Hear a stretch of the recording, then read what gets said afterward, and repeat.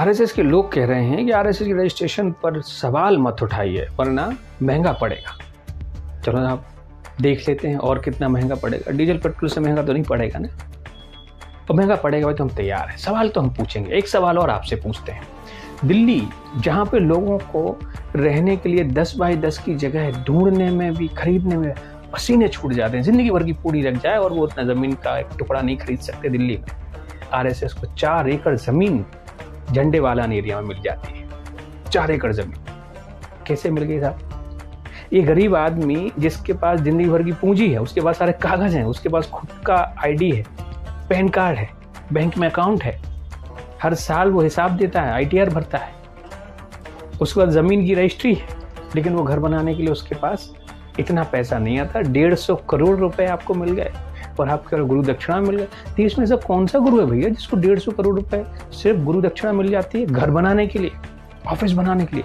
13 मंजिल के 3 टावर, भव्य इमारतें, ऐसा लग रहा है जैसे किसी कॉर्पोरेट का ऑफिस, ऐसी चमक रही है।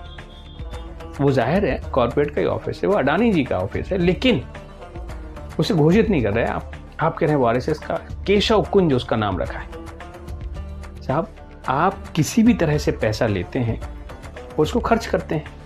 इस देश में एक नियम है, कानून है। एक छोटी सी एनजीओ अगर 2 लाख रुपए का डोनेशन भी ले ले तो उसको पैन कार्ड के साथ ऑडिट दिखानी पड़ती है हर साल कि ये लिंक पैसा आया कहाँ से। इवन एटीजी की रिबिट देने के लिए भी आपको जहाँ से पैसा आया उसका भी हिसाब देना पड़ता है, किस कॉर्पोरेट से, किस व्यापारी से आपने डोनेशन लिया है, बताना पड़ता है आपको।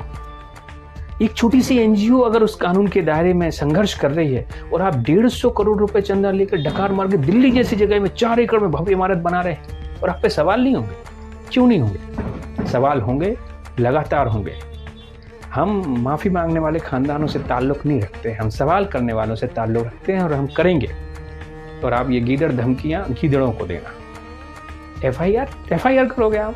वो मंदिर में 200 करोड़ की चोरी हुई श्री राम जी के नाम पर, 200 करोड़ की, आज तक एफआईआर नहीं हुई। इस पे जांच चले। सरकार इज्जत बचा रही है अपनी। जनता का भक्ति भाव से दिया गया पैसा 200 करोड़ रुपए, 200 करोड़ रुपए जो भी सिर्फ इतनी अनुमानित है, इससे ज़्यादा भी हो सकती है।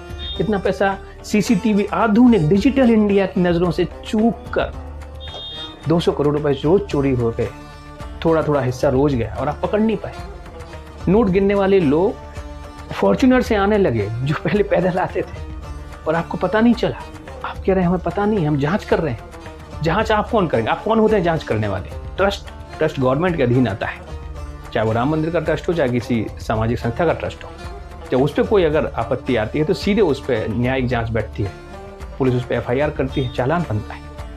आप पे क्यों नहीं बन रहा है? आप क्या छुपाने की कोशिश करो और उन पे एफआईआर नहीं कर पा रहे, आप हम पे एफआईआर करके क्या करोगे? कर भी लेना, कर लो, हम तैयार हैं। सवाल तो हम पूछेंगे, दिल्ली जैसी जगह में 4 एकड़ ज़मीन आपको कैसे मिल गई?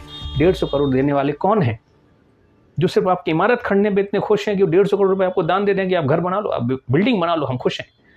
उससे उनका क्या फ़ायदा है? किसी ने कुछ ना कुछ फ़ायदे के लिए तो आपको दिया होगा। क्या फ़ायदा है वो? किसको मिल रहा है?